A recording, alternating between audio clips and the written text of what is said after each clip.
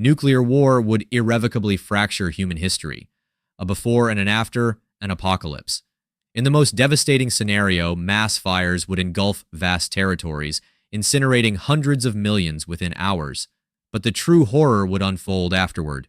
A nuclear winter, potentially capable of extinguishing billions and collapsing civilization as we know it. How could this occur and what would it look like? Fire ignites winter. A nuclear detonation unleashes a fireball hotter than the sun, instantly incinerating everything within kilometers. This inferno expands explosively, engulfing the sky above the target and unleashing a devastating shockwave, responsible for much of the immediate destruction. Essentially, widespread devastation and rampant fires ensue, potentially escalating into a monstrous firestorm consuming everything in its path. Following the explosion, a colossal mushroom cloud ascends, a grim monument to the devastation wrought. However, a far more insidious cloud begins to form in the subsequent hours. The fires consuming cities, forests, and fields generate immense heat, creating a localized microclimate and wind system. Hot air and smoke ascend, drawing in fresh air from the surroundings, further fueling the flames. This powerful updraft forms a colossal pyrocumulonimbus cloud, carrying soot and aerosols from the fires high into the stratosphere. Normally, soot from large fires is quickly washed out by rain, but a pyrocumulonimbus cloud can reach altitudes far above rain clouds. Above the tropopause, there's no weather to cleanse the atmosphere of soot, allowing it to linger for years. A single city experiencing this is a tragedy, but a localized one. However, in a full-scale nuclear war, nations adhering to the chilling logic of mutually assured destruction could unleash hundreds or even thousands of nuclear weapons simultaneously, triggering countless firestorms and injecting up to 150 million tons of soot, a cube the size of a skyscraper, directly into the stratosphere. In the ensuing days and weeks, this soot blanket would envelop the Earth at high altitudes, absorbing sunlight and blocking it from reaching the surface.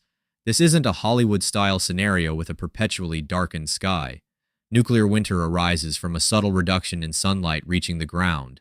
Yesterday, the world was normal. Today, nuclear winter begins. Winter breeds famine. The severity of nuclear winter remains a subject of ongoing research. The crucial factor, the extent of intense burning. How many firestorms would be ignited by the explosions? This depends on numerous factors, from the materials used in city construction to the time of year and the presence of nearby forests. It's essential to acknowledge the inherent uncertainty surrounding these projections. The good news, nuclear winter is not permanent, and it certainly won't usher in a new ice age. The climatic effects persist only as long as the soot remains in the atmosphere, typically a decade or so, after which temperatures gradually normalize.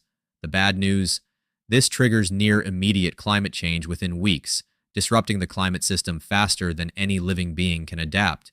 In this altered climate, seasons become erratic, winters become significantly longer, summers shorter and colder or even non-existent. Reduced evaporation over the oceans leads to decreased rainfall and potentially widespread droughts. This is catastrophic because our food relies on the sun. Without productive summers and sufficient rainfall, growing seasons shrink or collapse entirely. The majority of humanity resides in the mid-latitudes, a region with ideal temperatures for our species. This isn't just about avoiding extreme heat or cold, it's where the plants we rely on thrive. A significant portion of our food supply comes from a few highly efficient crops, primarily cultivated in agriculturally productive regions like the U.S. Great Plains and Ukraine. These breadbaskets of the world are the source of the global food trade. In the most severe nuclear war scenario, temperatures in the mid-latitudes would likely remain below freezing for several years. Under these conditions, nothing can grow, and the world's breadbaskets would become barren. Nuclear war would irrevocably fracture human history. A before and an after, an apocalypse. In the most devastating scenario, mass fires would engulf vast territories, incinerating hundreds of millions within hours. But the true horror would unfold afterward. A nuclear winter, potentially capable of extinguishing billions and collapsing civilization as we know it. How could this occur, and what would it look like? Fire ignites winter. A nuclear detonation unleashes a fireball hotter than the sun, instantly incinerating everything within kilometers. This inferno expands explosively, engulfing the sky above the target and unleashing a devastating shockwave, responsible for much of the immediate destruction. Essentially, widespread devastation and rampant fires ensue, potentially escalating into a monstrous firestorm, consuming everything in its path. Following the explosion, a colossal mushroom cloud ascends, a grim monument to the devastation wrought. However, a far more insidious cloud begins to form in the subsequent hours. The fires consuming cities, forests, and fields generate immense heat, creating a localized microclimate and wind system. Hot air and smoke ascend, drawing in fresh air from the surroundings, further fueling the flames. This powerful updraft forms a colossal pyrocumulonimbus cloud, carrying soot and aerosols from the fires high into the stratosphere. Normally, soot from large fires is quickly washed out by rain, but a pyrocumulonimbus cloud can reach altitudes far above rain clouds. Above the tropopause, there's no weather to cleanse the atmosphere of soot, allowing it to linger for years. A single city experiencing this is a tragedy, but a localized one. However, in a full-scale nuclear war, nations adhering to the chilling logic of mutually assured destruction could unleash hundreds or even thousands of nuclear weapons simultaneously, triggering countless firestorms and injecting up to 150 million tons of soot, a cube the size of a skyscraper, directly into the stratosphere.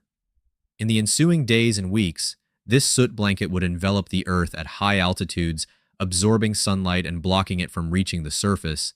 This isn't a Hollywood-style scenario with a perpetually darkened sky. Nuclear winter arises from a subtle reduction in sunlight reaching the ground. Yesterday, the world was normal. Today, nuclear winter begins. Winter breeds famine. The severity of nuclear winter remains a subject of ongoing research. The crucial factor, the extent of intense burning. How many firestorms would be ignited by the explosions? This depends on numerous factors, from the materials used in city construction to the time of year and the presence of nearby forests. It's essential to acknowledge the inherent uncertainty surrounding these projections. The good news, nuclear winter is not permanent, and it certainly won't usher in a new ice age. The climatic effects persist only as long as the soot remains in the atmosphere, typically a decade or so, after which temperatures gradually normalize. The bad news, this triggers near-immediate climate change within weeks, disrupting the climate system faster than any living being can adapt. In this altered climate, seasons become erratic, winters become significantly longer, summers shorter and colder, or even non-existent. Reduced evaporation over the oceans leads to decreased rainfall and potentially widespread droughts. This is catastrophic because our food relies on the sun. Without productive summers and sufficient rainfall, growing seasons shrink or collapse entirely. The majority of humanity resides in the mid-latitudes, a region with ideal temperatures for our species. This isn't just about avoiding extreme heat or cold, it's where the plants we rely on thrive. A significant portion of our food supply comes from a few highly efficient crops, primarily cultivated in agriculturally productive regions like the U.S. Great Plains and Ukraine. These breadbaskets of the world are the source of the global food trade. In the most severe nuclear war scenario, temperatures in the mid-latitudes would likely remain below freezing for several years. Under these conditions, nothing can grow, and the world's breadbaskets would become barren. If food production collapses, global food producers would likely inflate prices or cease exporting food to other countries, assuming they can still cultivate their own land at all. It's a simple calculation. The number of people Earth can sustain depends on the available calories.